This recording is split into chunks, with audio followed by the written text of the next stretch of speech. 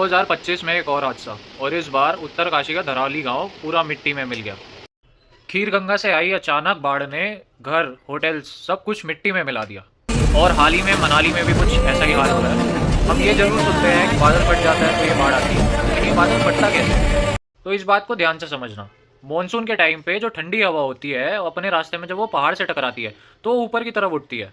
लेकिन हवा का प्रेशर इतना तेज होता है कि वो पहाड़ों से टकराता है और उसकी वजह से बारिश की एक बूंद तक नहीं गिरती, और बादल वहीं पे कंडेंस हो जाता है, इकट्ठा हो जाता है और भारी हो जाता है, जिसकी वजह से वो पहाड़ के ऊपर नहीं जा पाता और उन पहाड़ों के बीच में फंस जाता है, जिसकी वजह से वहां पे लगातार बारिश होती है। इसी चीज को हम कहते हैं बादल फटना, जिसके कारण पहाड़ों से वो पानी नीचे आता है और अपने रास्ते में हर एक चीज को तबाह कर देता है।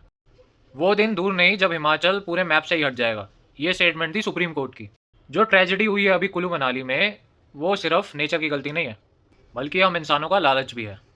हम इंसानों ने नेचर का पेशेंस ही खत्म कर दी। पैसे खिला खिला के हमने इन होटल्स को इन रिवर साइड्स के पास बनवाया। इन कमजोर माउंटेन्स को ब्लास्ट करके हमने इन पे हाईवेज बनवाए। हर जगह बारिश से ज़्यादा इन अनप्लान्ड डेवलपमेंट ने तबाही मचाई, जो कि हमने अपनी ज़रूरतों के अनुसार प्रकृति को बर्बाद करके बनाया था, जिसके कारण हमने काफ़ी नदियों का रास्ता ही रोक दिया था। तो सोचो, हम इतनी तोड़फोड़ करेंगे तो हिमालयस कब तक चुप रहेंगे? हिमालयस बहुत ही कमज़ोर हैं, लेकिन उनकी पावर इनफाइनाइट है। अगर हम प्रकृति का बैलेंस तोड़ेंगे तो प्रकृति जब बैलेंस तोड़ने पे आएगी तो हम उसे सह नहीं पाएंगे। इन सब चीज़ों का असली नुकसान इन लोकल्स और ट्रैवलर्स को चुकाना पड़ता है। पहाड़ों का खतरा सिर्फ ये फ्लड्स नहीं, बल्कि हमारी शॉर्ट टर्म सोच है, जो हमने पहाड़ों पर कंक्रीट का बोझ डालकर लिखी थी।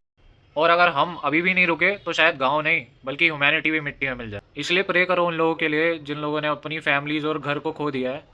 और आपसे भी विनती है कि भाई पहाड़ों को अवॉइड करो, इस टाइम वेकेशंस मनाने की जगह है नहीं वो।